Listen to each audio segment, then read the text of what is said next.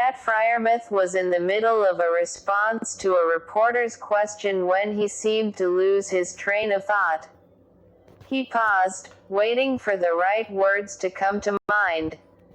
Then they did. "To be honest, I'm at a loss for words about this," he said. Penn State's laundry list of mistakes against the Indiana Hoosiers was enough to leave any college athlete speechless, but the real cost of the mistakes may not be seen for another 8 weeks. Freiermuth and his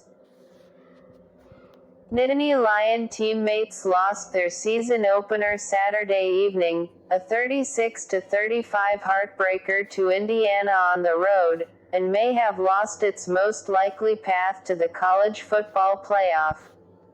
There were 2 potential paths to take Penn State head coach James Franklin and his team to uncharted territory. The Nittany Lions could take the route that would likely be easier, win every game except a close home matchup against Ohio State to prove they could hang with the nation's best while beating the rest, or they could take the harder path, go undefeated. Through 1 week of their season, the first option is no longer available and Penn State has a daunting task ahead.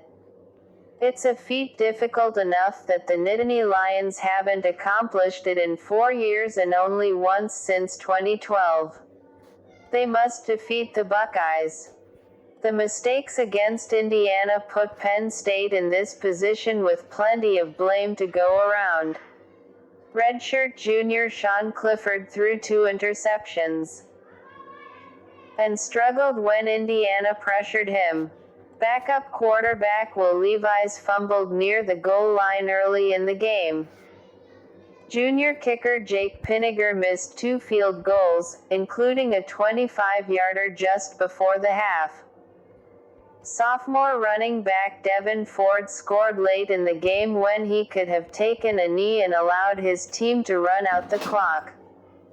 The Penn State defense played soft coverage, allowing Indiana to work down the field and tie the game. And that's not even all of it. Those early mistakes can be attributed to a team that didn't look right when it had the ball. "I didn't feel like we were comfortable on offense or in a rhythm in the first half," Franklin said. Obviously a lot of that, as the quarterback, it's just the nature of playing football and the nature of offensive football. But I thought he did settle down as the game went on. However, Clifford, looking sullen after the loss, said he didn't feel uncomfortable when he was in the game. "I felt comfortable the whole game," he said. "It was just a lack of focus on 1 or 2 plays. Especially the 2 turnovers. I felt good, but at the same time you can't make those errors." Regardless of how comfortable or uncomfortable the quarterback was, the mistakes happened. And it doesn't really matter how Penn State got here. It's that they are here. And they've got to find a way through this bleak moment if they want any chance to follow their new path to the playoff. "I haven't really talked to anyone in the locker room yet," Freiermuth said. "This one hurts. Just like everyone else on the team, losing is the worst thing in the world, in my opinion.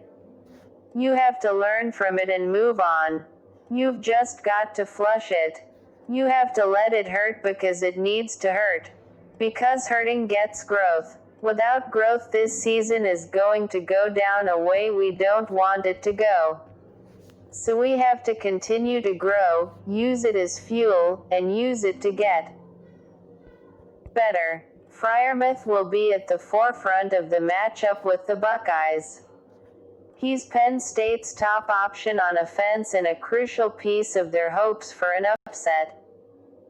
But even if the star tight end plays well, like he did Saturday, it won't matter if his teammates can't muster up the performance to match him.